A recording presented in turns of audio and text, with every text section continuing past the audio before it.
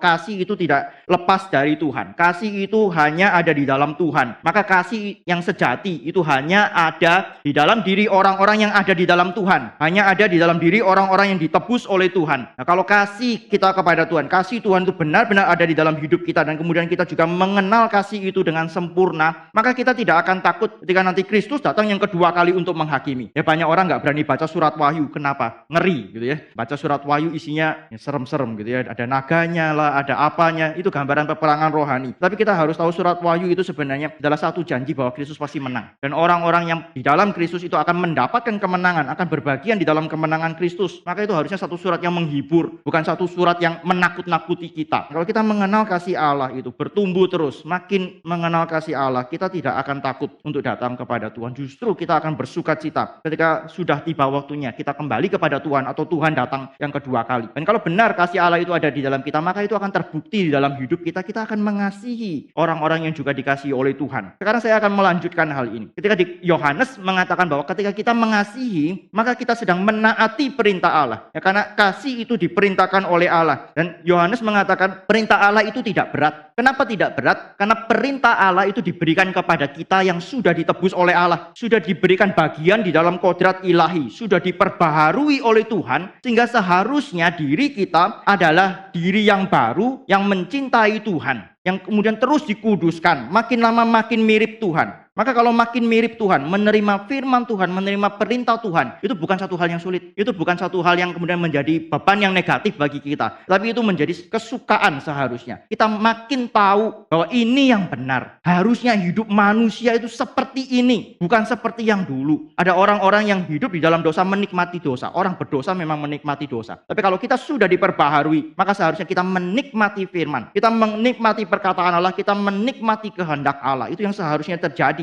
Maka Bapak Ibu, saya akan melanjutkan bagian ini. Dikatakan di sini, karena kita sudah mengalahkan dunia. Pasal 5 ayat yang ketiga, kita sudah mengalahkan dunia. Ayat yang keempat dikatakan di situ, karena kita sudah mengalahkan dunia, maka firman Tuhan, perintah Tuhan itu tidak berat, tidak sulit bagi kita. Nah, kenapa kita sudah mengalahkan dunia? Bagaimana kita sudah mengalahkan dunia? Melalui iman. Iman kepada Yesus Kristus yang adalah anak Allah.